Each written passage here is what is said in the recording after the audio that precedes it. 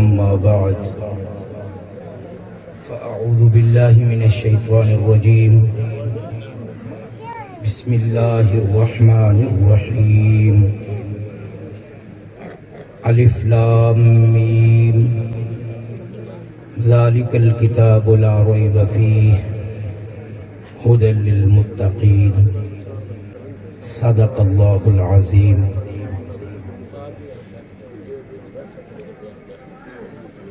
علم و عرفان سے مزین یہ خوبصورت مجلس،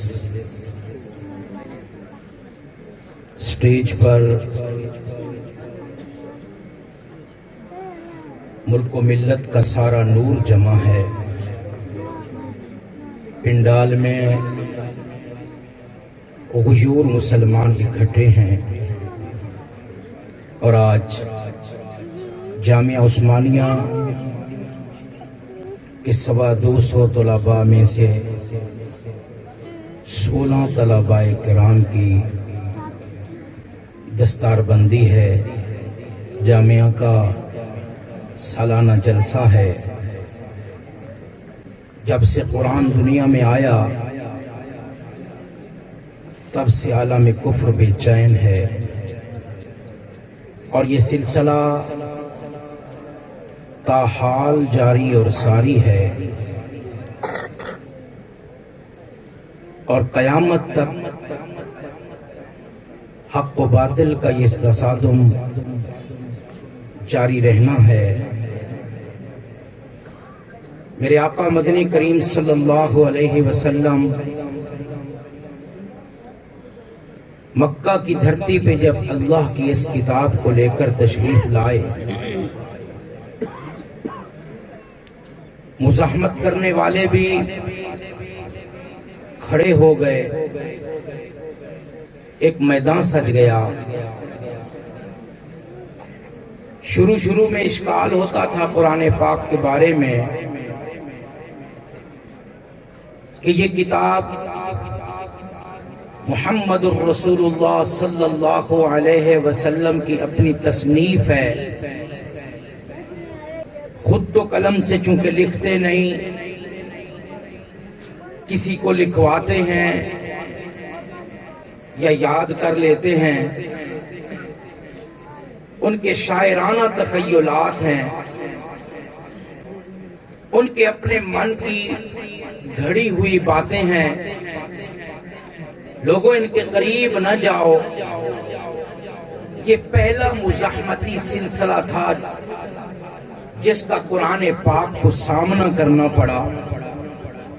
وقت انتہائی کم ہے، مجھ سے پہلے پروزن بیان ہو چکے اور میرے بعد بھی بڑے بڑے حضرات موجود ہیں۔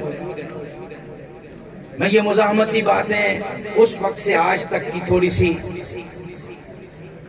تاریخ آپ کے سامنے دہرانا چاہ رہا ہوں۔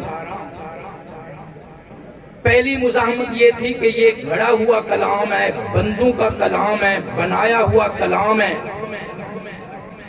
یہ اللہ رب العزت کا کلام نہیں۔ جو آیت مبارکہ میں نے آپ کے سامنے تلاوت کی ہے، کو بند کر دیں، وہ قرآن کریم کے ماتھے کا جھومر ہے، وہ صفحہ اول کی آیت اول ہے، اور یہ میرا مطلق گمان ہے کہ سٹیج والے اور پنڈال والے سب کو یہ آیت یاد بھی ہے۔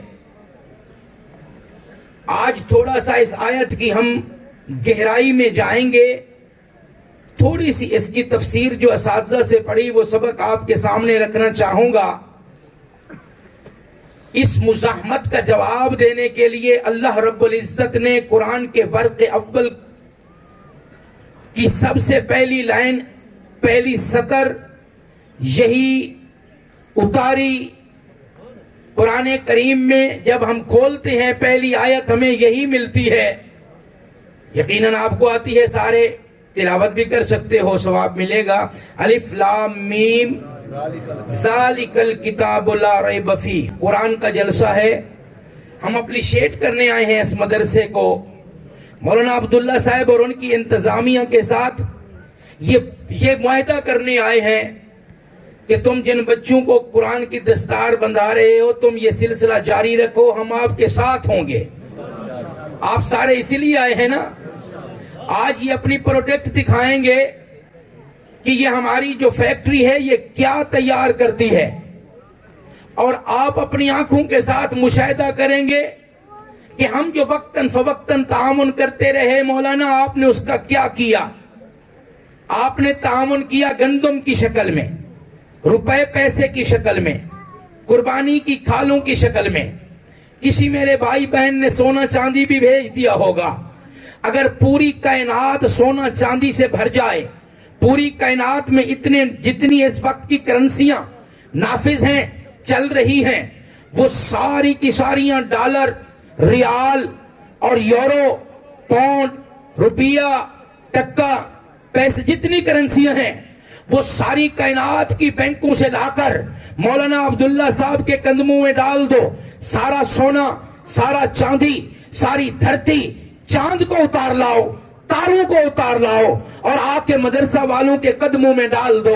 ہم قرآن سے پوچھتے ہیں اس دنیاوی چیزوں کی حیثیت کیا ہے؟ قرآن کہتا ہے متاع الدنیا قلیل، یہ تو قلیل ہے، ٹوٹے مچھر کا پر ہے۔ اور آج مولانا عبداللہ صاحب اس کے بدلے میں جو تمہیں دے رہے ہیں وہ اللہ کی کتاب ہے۔ تم نے حقیر دیا تھا، تم نے قلیل دیا تھا، تم نے ذلیل دیا تھا، تم نے ٹوٹے مچھر کا پر دیا تھا۔ مولانا تمہیں اللہ کے قرآن کے حافظ دے رہے ہیں۔ یہ مشاہدہ کرنے کے لیے ہم آئے ہیں۔ قرآن کا جلسہ، قرآن کی بات۔ اللہ رب العزت نے اس مزاحمت کا جواب اتارا، اس جملے کا جواب اتارا اور دو دعوے کر ڈالے اللہ پاک نے۔ ذالک الکتاب لا ریب فیہ، یہ پہلا دعویٰ ہے۔ ھدی للمتقین، یہ دوسرا دعویٰ ہے۔ میرے مالک نے فرمایا دنیا والو، یہ جو قرآن کریم ہے یہ وہ کتاب ہے جو لا ریب ہے۔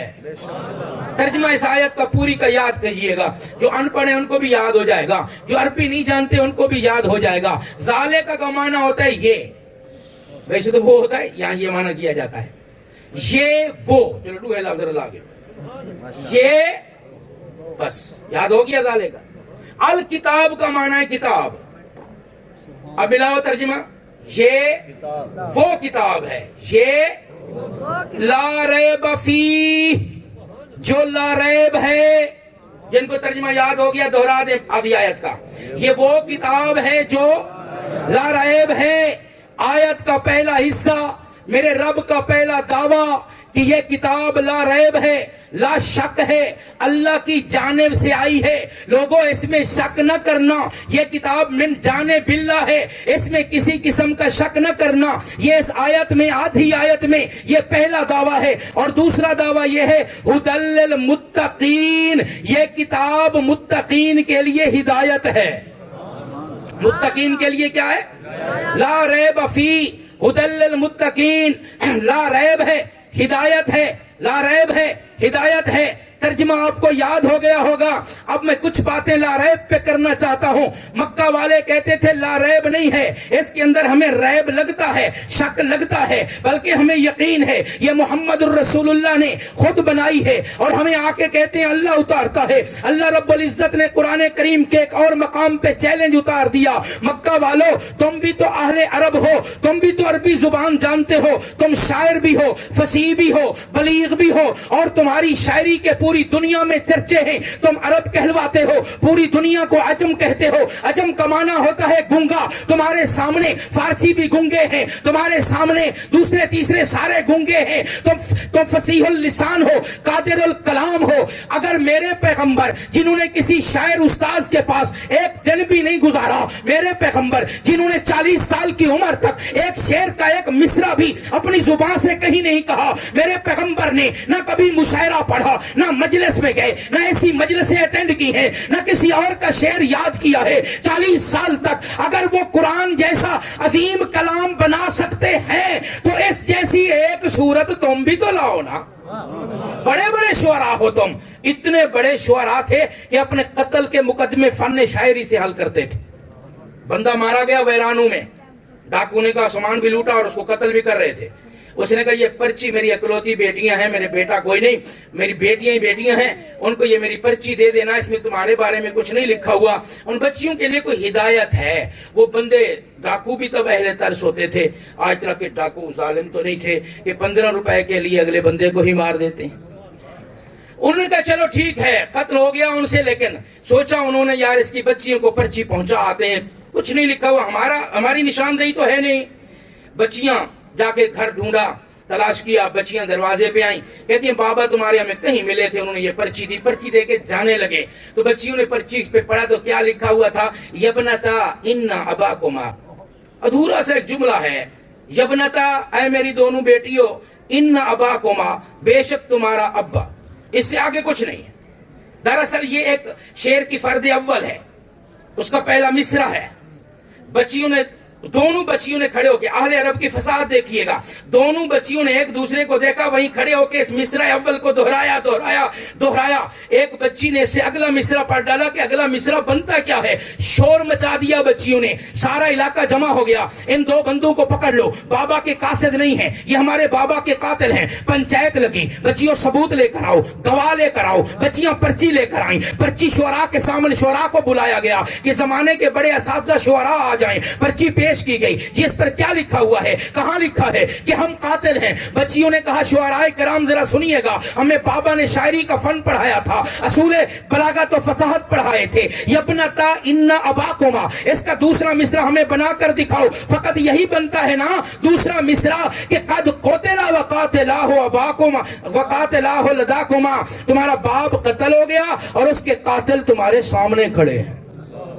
جو اپنے قاتل ڈھونڈ لیا کرتے تھے فن شاعری کے ساتھ, مجلس مشاعرہ جاری ہے, چیلنج کرنے والا کہتا ہے 1000 شعر سٹیج پہ کھڑے ہو کر فلبدی ایسا ہمیں سناؤ کہ کسی لفظ میں نقطہ نہ ہو, بے نقط کلام جاری ہو جاتا. اب ایسے شعر سناؤ کسی لفظ میں زیر استعمال نہ ہو, بغیر زیر والے الفاظ پر کلام شروع ہو جاتا. 40 شعر پر ڈالتے تھے, اب زبر نہ ہو, اب ایسے الفاظ استعمال کرو اور ایسے الفاظ استعمال کرو کہ آگے سیدھا پڑھیں تب بھی وہی مطلب, الٹا پڑھیں تب بھی وہی مطلب. واقعی عربی کامل زبان ہے اور اس کے شعراء بھی کامل شعراء تھے. اسلام نے بھی اس زمانے کی شاعری کو اہل اسلام نے بھی پڑھا ہے, اور عربی سیکھنے کے لیے آج بھی ہماری درس نظامی میں ان کے اشعار بطور استشہاد کے موجود ہیں. میں کہنا یہ چاہتا ہوں, قرآن نے چیلنج کیا, گونگوں کے سامنے نہیں, بہروں کے سامنے نہیں, جاہلوں کے سامنے نہیں, اندھوں کے سامنے نہیں. جاہلوں میں بیٹھ کے اپنی علمیت جتلوانا تو سب کو آتا ہے, لیکن اللہ کے کرام نے ان عرب ذاتوں کو چیلنج کیا جو لوگ عربی جانتے تھے, فصیح بھی تھے, بلیغ بھی تھے. اللہ نے کہا فاتو بسورہ, ایک سورت لے کر آؤ.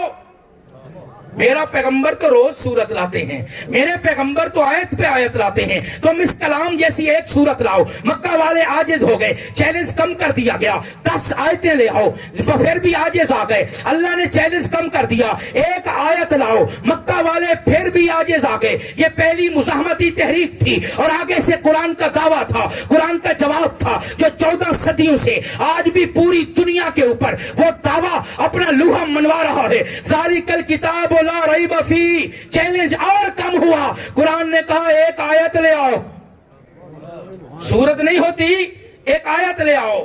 چلتے سورہ کوثر نازل ہو گئی. بڑی مزیدار بات اللہ نے ذہن میں ڈالی. سورہ کوثر نازل ہو گئی. غالباً سیدنا ابو بکر صدیق رضی اللہ تعالیٰ عنہ تشریف لے جا رہے تھے. ایک بڑا شاعر مشرکین مکہ میں سے ایک بڑا سرغنا, اس سے ملاقات ہو گئی.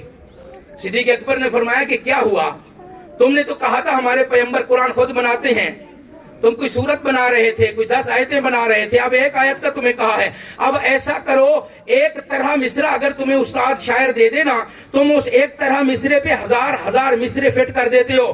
ہمارے نبی پر ایک سورت نازل ہوئی ہے, اس کی 3 آیتیں ہیں, 4تھی آیت لگا کر دکھا دو. ایک طرح مصرع پہ 1000 شعر اور یہاں 3 ہیں.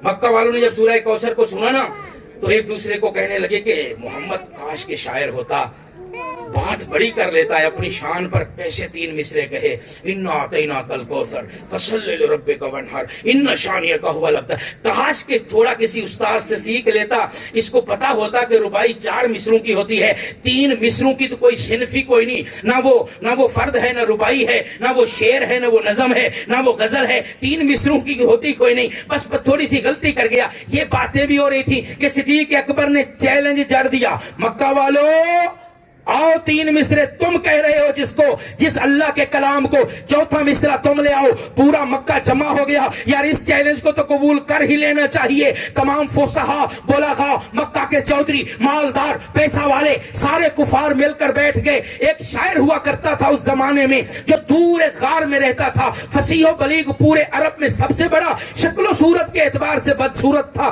باہر نہیں نکلتا تھا. کہتا تھا میرا حسن دیکھنا ہے تو میرے الفاظ میں دیکھ لو. بڑا بدصورت, ناک اس بیچارے کے اندر گھسی ہوئی, دانت باہر نکلے ہوئے. لیکن لوگ کیا کرتے, اپنی برادری کے فخر پہ غزلیں نظمیں لکھواتے تھے اور وہ لکھ کے دیتا اور بڑی بھاری قیمت لیتا تھا. اتنا مہنگا اور کاسٹلی شاعر کہ مکہ والوں کو, چودھریوں کو چندہ کرنا پڑا. اس کی ڈیمانڈ پوری کر کے گئے, جناب شاعری کرنی ہے, 3 مصرے ہیں, ایک نہیں ہے. اس نے کہا یہ کون سی بات ہے, ہاتھ باہر کیا, کاغذ دے دو اس پر لکھ کر, اور اتنے پیسے دے دو.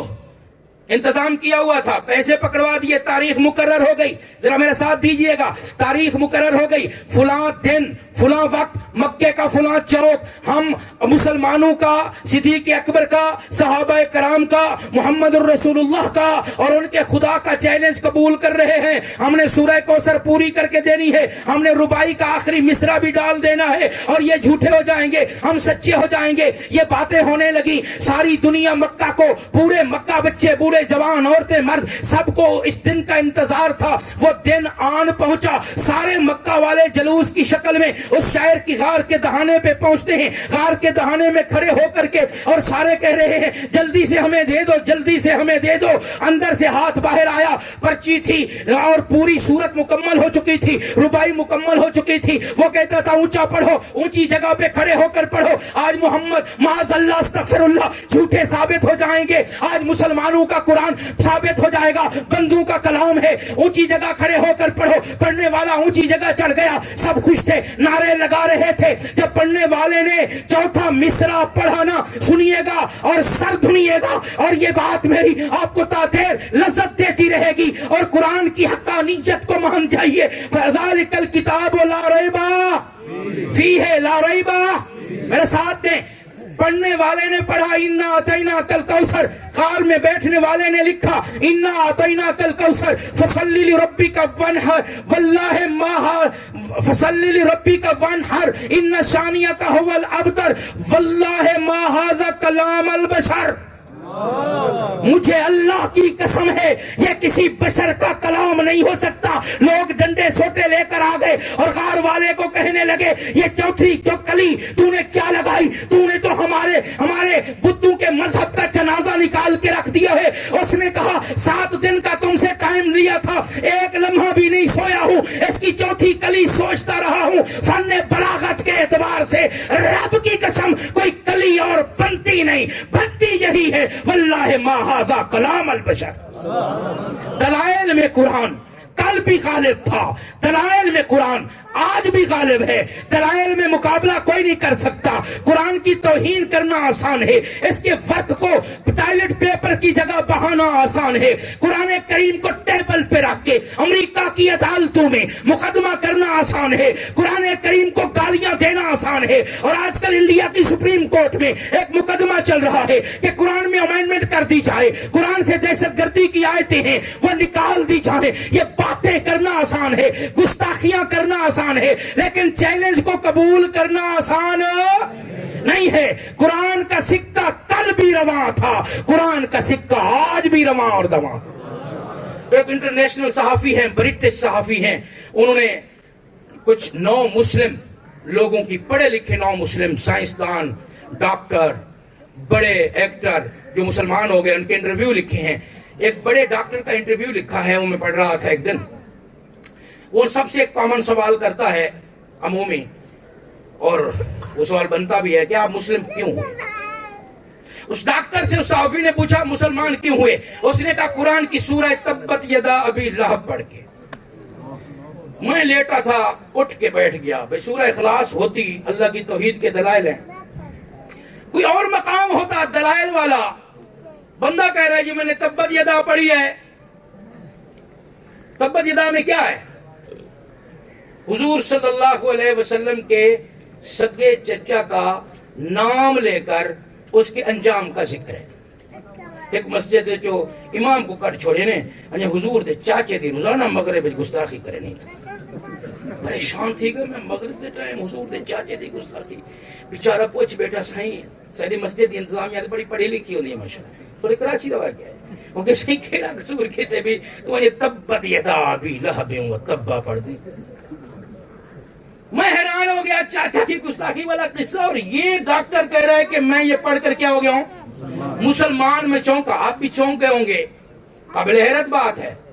کہتا ہے یہ ابو لہب کی موت سے پہلے اتری اور کئی سال ابو لہب زندہ رہا۔ اگر اوپر سے بھی کلمہ پڑھ لیتا تو قرآن سچا نہ رہتا۔ کئی سال زندہ رہ کے بھی کلمہ نصیب نہیں ہوا، وہ تباہ ہو کر برباد و ہلاک ہو گیا، تباہ و برباد ہو گیا۔ اور اس کی تباہی اور بربادی بتاتی ہے کہ اس کے دل پہ کسی ذات نے مہر لگا رکھی تھی، جس ذات کی مہر تھی اس ذات کا ہی تو کلام ہے نا۔ لا ریب فی ذالک الکتاب لا ریب فی، قرآن کل بھی کہتا تھا، قرآن آج بھی کہتا ہے۔ ان معصوم بچوں کے سینوں میں اللہ کا یہ کلام آج سما چکا ہے، اور یہ معصوم بچے اللہ کی دین کی سچائی کی دلیل بن کے جامعہ عثمانیہ سے دنیا میں پھیلیں گے۔ ہدی للمتقین۔ آخری بات، وقت مختصر ہے، حضرات تشریف فرما ہے، مجھے شرم آ رہی ہے بیان لمبا کرتے ہوئے، صرف آخری بات، ہدا کا معنی ہدایت میں نے کیا، ہدایت کا معنی روشنی، راستہ، ہدایت، رہنمائی، یہ سارے معنی آپ کو آتے ہیں، لیکن یہ سارے کے سارے اس کے اصطلاحی معنی ہیں۔ ہدایت کا جو لغوی معنی ہے، اب یہ لغوی اصطلاحی کیا ہوتا ہے؟ جرے کنکا کپڑوں سے ڈاکٹریاں کے لیے بیٹھے انہوں نے گھڑے سانتے لغوی معنی ہوتا ہے بھی یہ لفظ سب سے پہلے کس چیز پہ استعمال ہوتا تھا، اس کا اندرونی ترجمہ، لفظ کا لباس اتار کے اس کو اندر سے دیکھنا۔ ہدایت، رہنمائی، راستہ، ہدا دا ایک معنی، دوسرا معنی کرنے لگا ہوں لغوی، اندرونی معنی۔ سب سے پہلے یہ لفظ کہاں استعمال ہوتا تھا؟ ذرا ادھر چلیے۔ پرانے زمانوں میں لوگ سمندروں کے اندر اپنے جہاز ڈال دیتے تھے، ریڈار سسٹم نہیں تھا، نہ کوئی کمیونیکیشن کا سسٹم تھا کہ پیچھے رابطہ ہو۔ اب تو فضاؤں میں جہاز اڑتا ہے اور اس کے اندر سسٹم ہوتا ہے، اس کو بتاتا ہے ادھر مشرق ہے، ادھر مغرب ہے، ادھر فلاں ملک ہے، ادھر فلاں ملک ہے، تیرے نیچے فلاں ملک گزر رہا ہے۔ اب تو ہر سیٹ پہ بھی آپ نے دیکھا ہوگا آ رہا ہوتا ہے کہ ہمارے نیچے کویت گزر گیا، اب ہمارے نیچے دبئی گزر گیا، اب ہم فلاں ساحل پہ ہیں، فلاں سمندر نیچے سے جا رہا ہے۔ اس زمانے میں کچھ نہ تھا، سمندروں میں جہاز چلتے تھے۔ قرآن کے نزول سے پہلے زمانہ جاہلیت میں خدا کا معنی تلاش کر رہا ہوں، اللہ رب العزت نے کس لفظ کے ساتھ ہمیں سمجھایا کہ میری کتاب کتاب خدا ہے، کتاب اسد الصدا تعویذ لکھنوی کتاب دے دم کرینے ہیں، ختم پڑھوینے ہیں۔ بولی سے بچے دینا ختم پڑھوانا ہے۔ میرے مدرسے میں ایک دن ایک صاحب آگئے، بڑے سوٹٹ بوٹٹ تھے، بچے برکت کے لیے ختم، مجبوری ہے دینا پڑتا ہے، ہم بھی کھیں، چلو بچے بھی کوئی ون سمجھنا کھانا کھائیں، برکت بھی اپنے حصے کی ڈال ہیں۔ کوئی ایک دو لفظ قرآن کے پاڑھی آتے ہیں۔ میں نے کہا کہاں؟ کہتا جی بینک کی بلڈنگ ہے، اس کا افتتاح ہے۔ میں نے کہا ٹھیک ہے، برکت نہیں ڈالیں گے، جائیں گے صحیح، برکت نہیں ڈالیں گے، لعنتیں کر کے آئیں گے۔ یہ تو سودیوں پر لعنت کریں گے نا، وہاں قرآن کی شکل میں تلاوت کریں گے، سود کے خلاف آیتیں ہیں اللہ کے قرآن میں۔ کبھی کبھی ہم یوں بھی کر رہے ہوتے ہیں، دکان میں ناپنا تولنا کم ہے، ویل للمطففین برکت کے لیے پڑھوا رہے ہیں۔ سب سے قرآن کا اونچا مقام ہدی للمتقین، قرآن کتاب ہدا ہے۔ توجہ میری طرف کیجئے گا، ہدا کا لغوی معنی، اندرونی معنی بیان کر رہا تھا۔ سمندروں میں جب دریاؤں میں سمندروں میں جب جہاز ڈالتے تھے نا، تو پھر گم ہو جایا کرتے تھے، کوئی پتہ نہیں کون سا ساحل کہاں ہے، کون سا ساحل کہاں ہے۔ اللہ کے بنائے ہوئے سمندر ہیں، اور 2/3 اللہ پاک نے دنیا میں سمندر رکھا، 1/3 خشکی ہے، سمندر زیادہ ہے۔ لوگ جب سمندروں میں گم ہو جاتے تھے نا، تو پھر سمندروں کے اندر اللہ پاک نے چٹانیں بنائی ہیں، پہاڑ بنائے ہیں، یعنی سمندر چلتا چلتا کچھ خشکی جنگل کی شکل میں آتی ہے اور وہاں پر پہاڑ ہوتے ہیں، اور جن چٹانوں کو دیکھ کر، جو چٹانیں پہاڑوں کی تھی، ان پہ ملاحوں نے، جہاز کے جو کیپٹن تھے، عملہ تھا، ان لوگوں نے نشانی ذہن میں رکھی تھی کہ فلاں جو چٹان ہے نا سبز رنگ کی، جب وہ آ جائے تو دائیں جانب فلانا ملک ہے، بائیں جانب فلانا ملک ہے۔ اور یہ جہازوں والے لوگ چٹانوں کو دیکھ کے اپنی منزلیں تلاش کیا کرتے تھے۔ اللہ رب العزت نے وہی لفظ اٹھایا، قرآن کریم کی صفت بنا دیا، ھدی للمتقین۔ اے دنیا بھر کے لوگوں، اگر اپنی زندگی کے جہاز کو اپنی ساحل پہ، منزل پہ لے جانا چاہتے ہو تو چٹان کی تلاش میں ہو تو ہدا، قرآن چٹان ہے۔